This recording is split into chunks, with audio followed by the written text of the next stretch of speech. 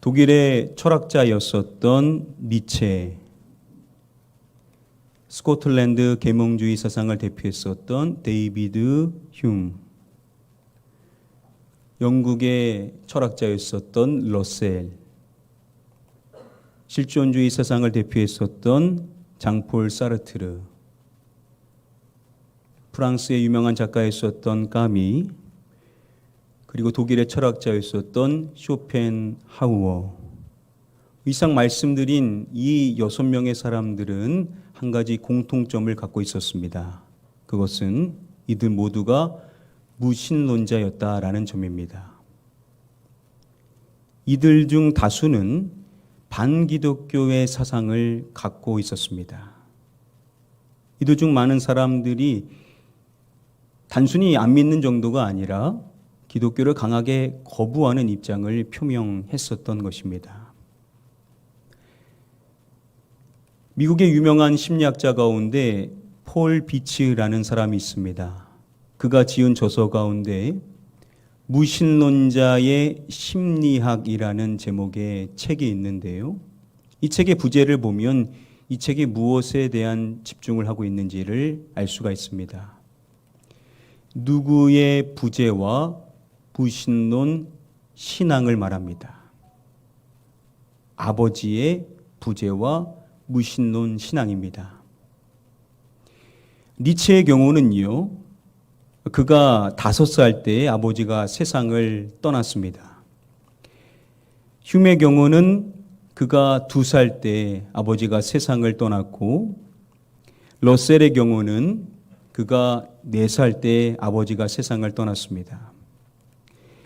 사르트르의 경우는 불과 그가 2살 때 아버지가 세상을 떠났고, 그리고 까미의 경우는 그가 1살 때 아버지가 세상을 떠났습니다.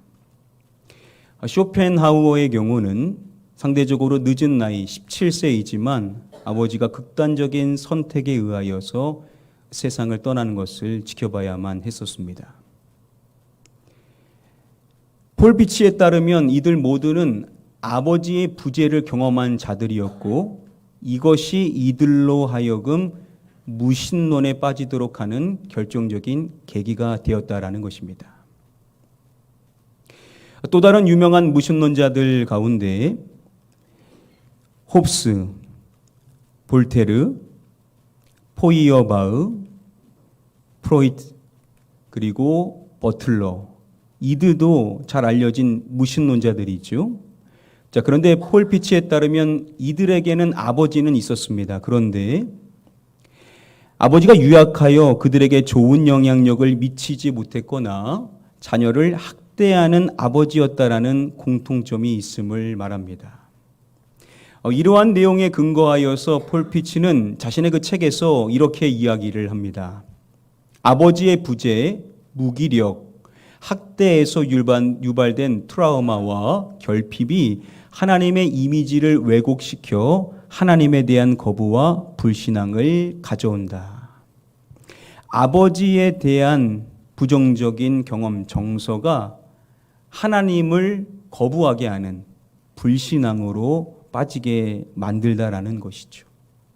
자, 그래서 이러한 내용에 근거하여서 한 기사는 이렇게 제목을 뽑았는데요. 무신론자들 공통적으로 아버지에게 결함이 있더라. 육신의 아버지에 대한 부정적인 정서를 가지고 있는 경우에 이것이 하나님께까지도 이어지게 된다라는 거죠. 육신의 아버지에 대한 부정적인 경험을 가지고 있는 사람들의 경우 하나님을 거부하게 되고 불신앙에 빠지게 되는 경우들이 있다라는 것입니다. 전에 있었던 한 프로 가운데 인터뷰 게임이라는 프로가 있었습니다. 이 프로그램의 경우는 일반 시청자들이 출연을 하는 프로그램인데요. 자신이 인터뷰하고 싶은 사람을 정해서 인터뷰를 통해 오해와 갈등을 풀고 문제를 해결하는 프로그램이었습니다. 한 번은 곽상학이라는 남성분이 출연을 했었는데요. 당시 38세였었던 이분은 아버지의 누구를 인터뷰했었습니다. 아버지의 두 여자를 이야기합니다. 이분의 사연을 들어보니까요, 중학교 2학년 때 아버지의 외도 사실을 알게 됩니다. 알고 보니까 아버지는 그가 초등학생 때부터 이미 두 집 살림을 하고 있으셨습니다. 나중 알게 된 사실이 자신에게 이복 동생이 있다라는 사실까지도 알게 됩니다. 결국 아버지는 어머니와 자신을 버리고 떠났습니다. 이후 그는요, 아버지, 그리고 그 여성, 그리고 두 사람 사이에서 태어난 아들, 그리고 자기 자신까지 넷을 다 죽이고 싶은 마음으로 가득했습니다. 이렇게 불타오르는 증오심과 복수심을 가지고 인생을 살아왔었던 것입니다. 여러분, 앞서서 이야기했었던 폴 피츠의 이야기에 따르면은 이 곽상학이라는 분은요, 당연히 하나님을 절대 믿지 못해야만 하겠죠. 아버지에 대한 불타오르는 증오심과 복수심을 가지고 있다라고 한다면 하나님을 거부하고 무신론자로 평생 인생을 살아야만 할 것입니다. 자, 그런데 이분이 나중 목회자가 되게 됩니다. 그리고 한 간증 프로에 나와서 하나님이 자신의 아버지이심을 고백을 합니다. 우리는 이러한 내용들을 들으면 이렇게도 믿게 되는구나, 이렇게 우리가 생각할 수 있지만 사실 우리도 다 동일하게 하나님을 아버지라고 고백을 하지 않습니까? 우리가 놓칠 때가 참 많지만 여기서 우리가 반드시 기억해야 될 중요한 사실은 이것입니다. 하나님을 아버지라고 부를 수 있는 것은 기적적인 일이다라는 점입니다. 우리는 너무나도 당연스럽게 마땅하다라고 생각하며 자연스럽게 고백하죠. 하나님 아버지, 그냥 아버지, 우리가 이렇게 늘 고백하는데 사실 이것은 어떠한 특정한 사람에게만 국한된 것이 아니라 우리 모든 믿는 사람들에게 있어서는 기적적인 일이라는 겁니다. 결코 사람이 자신이 가지고 있는 지식으로, 자신이 가지고 있는 어떠한 것으로 이러한 고백을 결코 할 수가 없죠. 여러분, 우리가 어떻게 하나님을 아버지라고 고백할 수가 있게 된 것입니까? 이것은 전적인 하나님의 은혜인 줄 믿습니다. 우리는 하나님의 은혜로 인하여 믿음을 갖게 되었고 같은 마음으로 하나님을 아버지라고 부를 수가 있게 된 것입니다.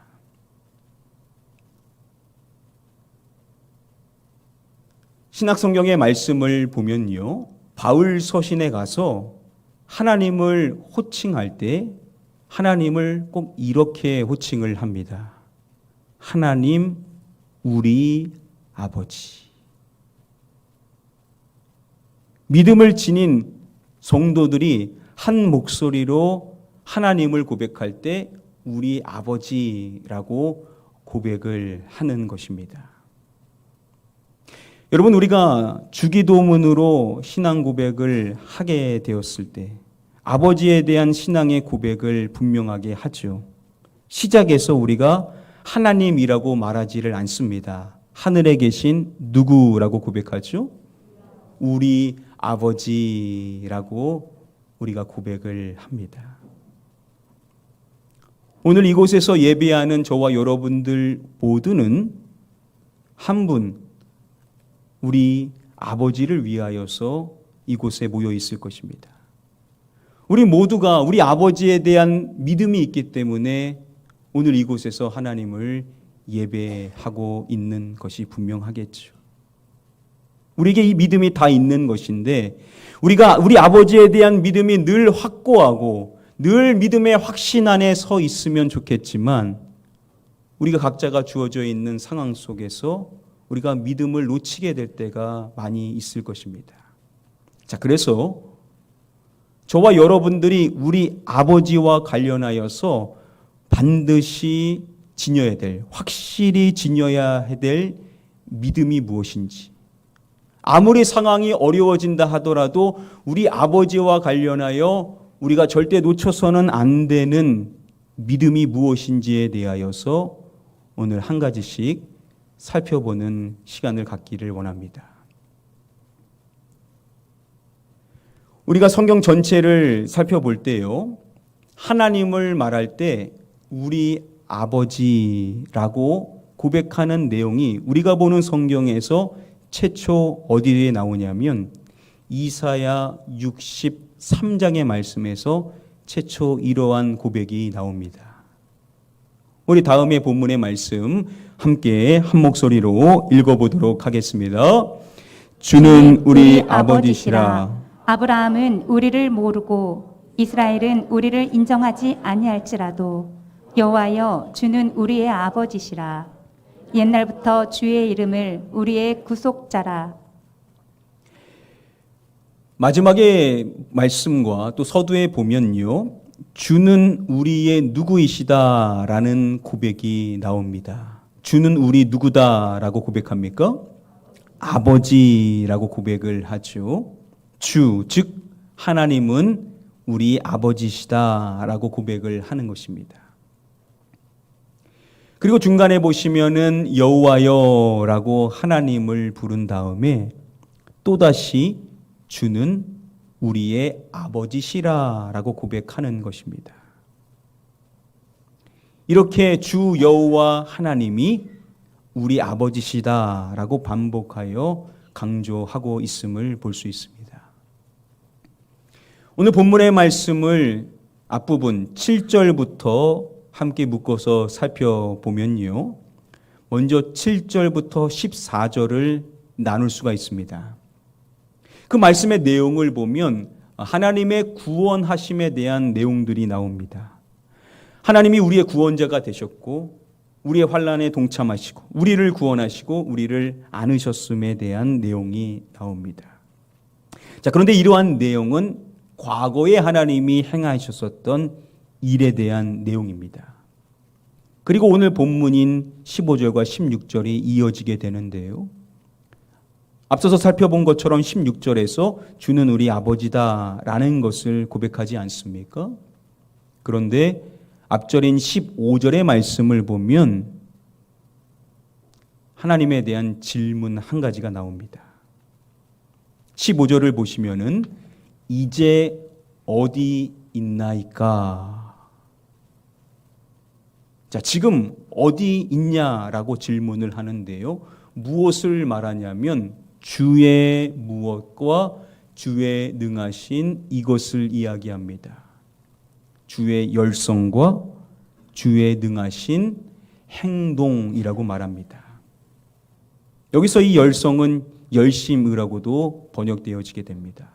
하나님의 열심, 그리고 하나님의 능하신 행동에 대하여 말할 때 이제 그게 어디 있나이까? 라고 묻는 것입니다. 하나님이 일하시고 하나님이 역사하시는 것이 지금 어디에 있습니까? 라고 묻는 것입니다.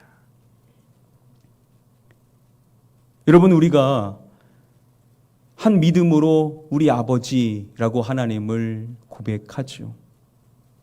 그런데 우리의 상황이 절망스럽고 계속해서 안 좋아지게 되는 어려운 연속의 현실의 상황 속에 놓이게 되면 우리 아버지에 대한 의구심을 우리가 품을 수가 있다라는 것이죠. 우리 아버지는 지금도 일하시는가? 성경이 말하고 있는 이 내용처럼 하나님은 지금도 그렇게 일하시는 분이신가? 우리가 이러한 의구심에 빠질 수가 있다라는 것입니다.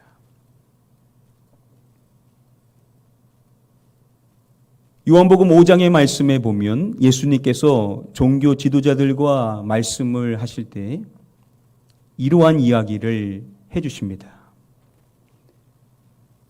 예수께서 그들에게 이르시되 내 아버지께서 이제까지 일하시니 나도 일한다 하시매 예수님께서 아버지에 대하여 말씀하실 때 내 아버지께서 이제까지 이것 하시니라고 말씀을 해주십니다. 이제까지 일하시니라고 말씀을 해주시죠.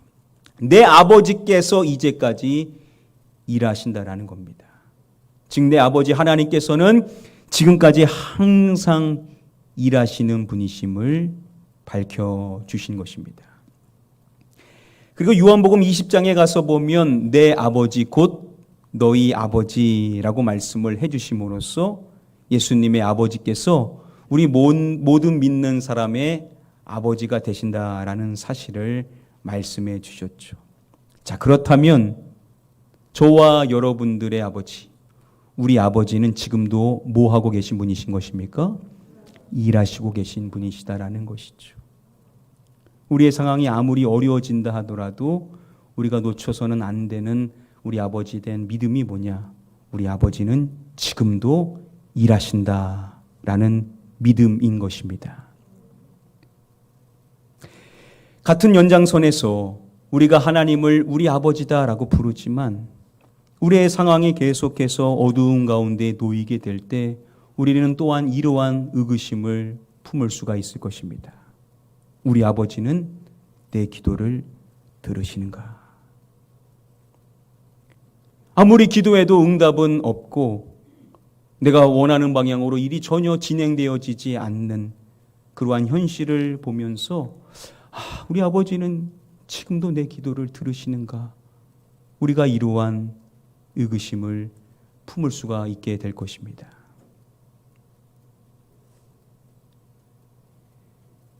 요한복음 11장의 말씀을 보면 예수님께서 기도하는 장면이 나옵니다. 그때 예수님께서 어떻게 기도하시는지 말씀이 밝혀주는데요. 우리 다음의 말씀 함께 한 목소리로 읽어보도록 하겠습니다.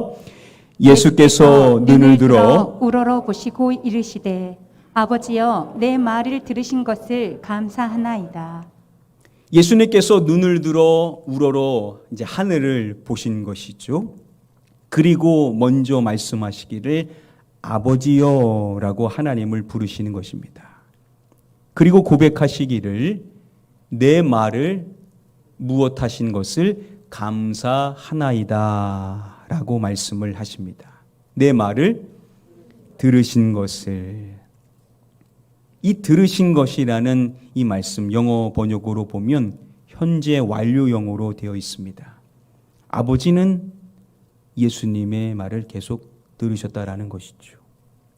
그렇게 내 말을 계속 들어오신 것에 대하여서 이 감사의 고백을 먼저 꺼내시는 것입니다. 이렇게 자신의 말을 들으시는 분이 누구시냐? 아버지라고 고백을 하는 것입니다.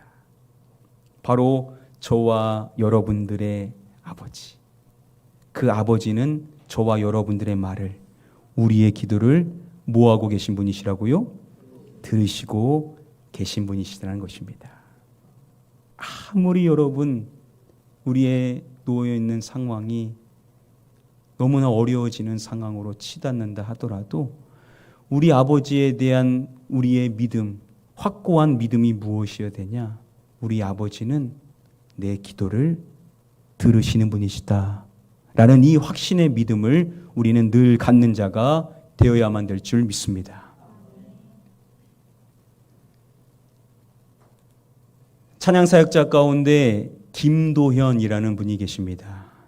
우리가 잘 아는 성령이 오셨네라는 찬양으로 잘 알려진 분이신데요. 이분이 만든 주옥 같은 좋은 찬양들이 많이 있습니다. 그 가운데 한 찬양을 여러분들에게 꼭 소개를 해드리고 싶었습니다. 우리가 이 아버지 시리즈를 계속 하면서 일찍이 여러분들에게 소개시켜 싶었었던 찬양이 있습니다. 바로 이렇게 시작하는 찬양입니다.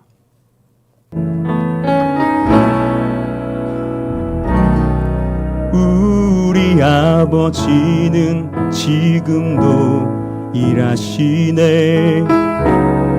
우리 아버지는 지금도 역사하시네. 눈에 보이지 않아도 쉽게 느낄 수 없어도 우리 아버지는 지금도 일하시네. 우리 아버지는 지금도 일하시네. 우리 아버지는 지금도 역사하시네.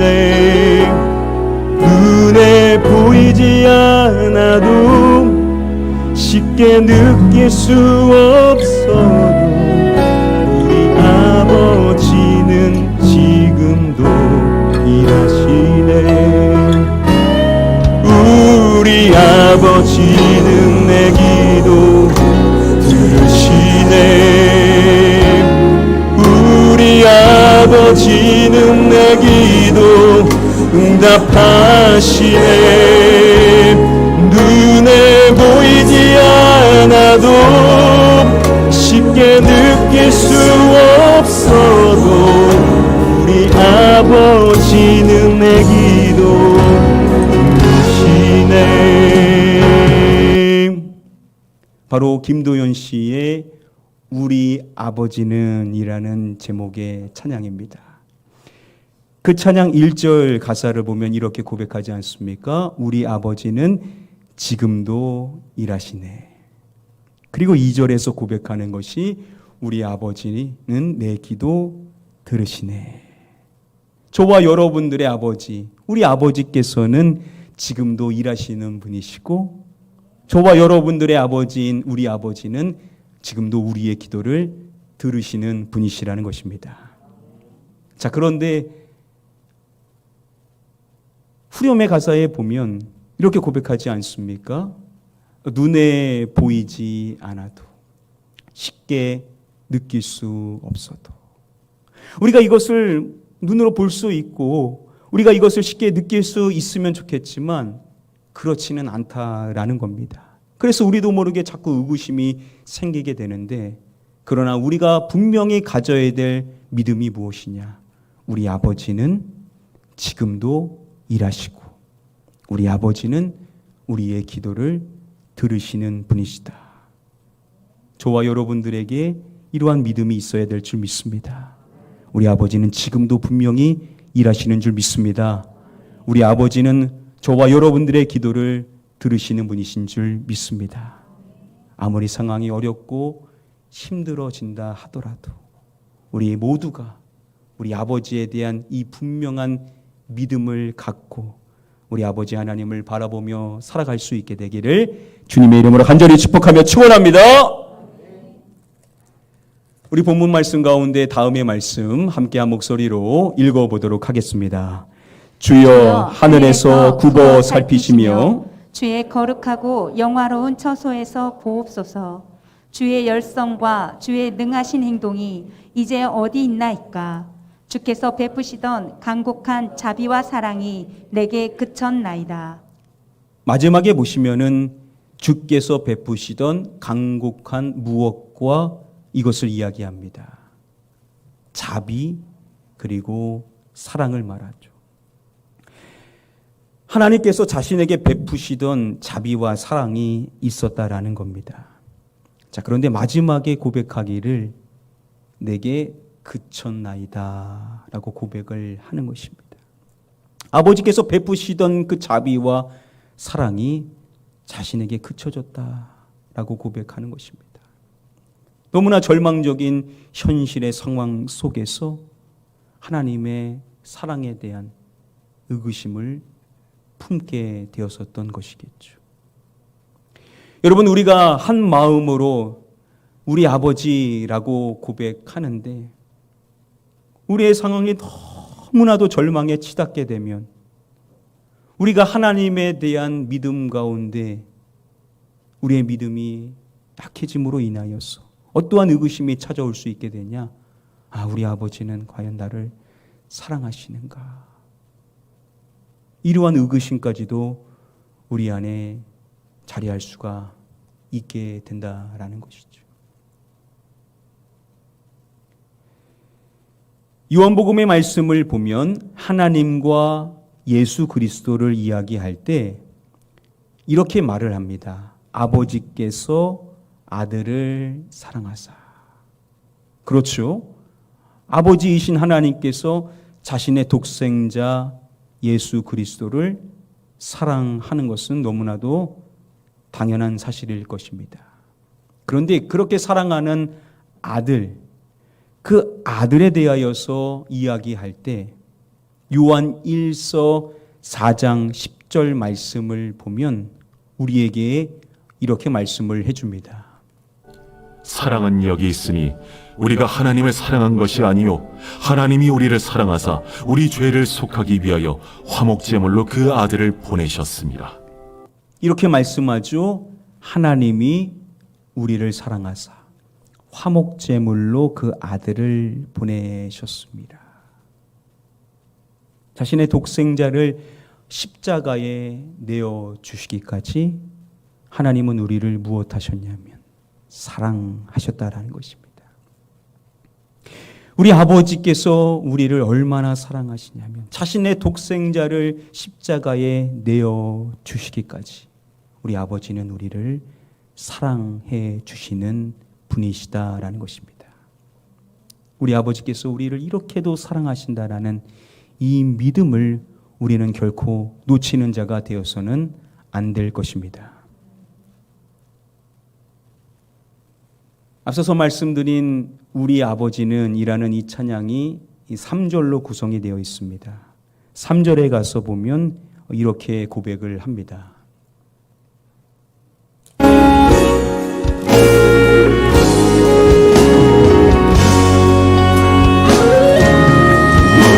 우리 아버지는 나를 사랑하시네. 우리 아버지는 너를 사랑하시네. 그 아들 내어주사 십자가 달리기까지 우리 아버지는 우리 사랑하시네. 이렇게 고백을 하죠. 그 아들 내어주사 십자가 달리기까지 우리 아버지는 우리를 사랑하시네.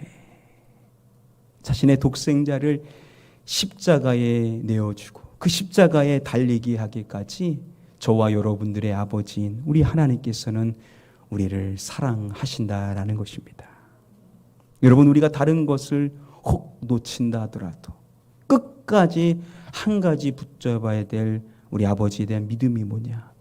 하나님은 우리를 죽기까지, 우리 아버지는 우리를 죽기까지 사랑하신다라는 이 믿음만은 우리가 반드시 붙잡고 가는 자가 되어야만 될 줄 믿습니다.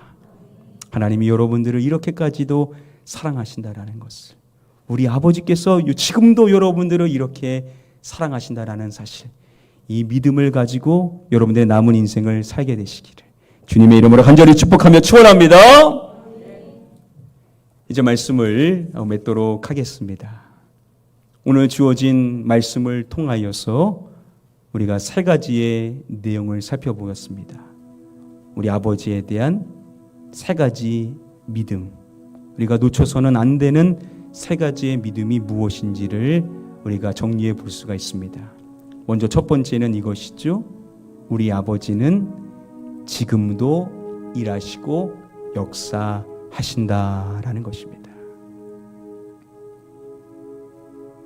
성경에 기록된 우리 아버지 하나님의 일하심이 그때에만 있었던 것이 아니라 지금도 하나님은 일하시고 지금도 하나님은 역사하신다라는 사실, 우리는 이 믿음에서부터 아버지 하나님을 바라보는 자가 되어야만 한다라는 것입니다. 두 번째 내용은 이것이죠. 우리 아버지는 우리의 기도를 들으신다라는 것입니다. 여러분, 어제까지 응답이 없었어도, 그리고 내가 원하는 방향으로 하나님이 응답하시지 않으신다 하더라도 우리가 절대 놓쳐서는 안 되는 믿음이 뭐냐? 우리 아버지는 늘 우리의 기도를 들으시고 계신다라는 것입니다.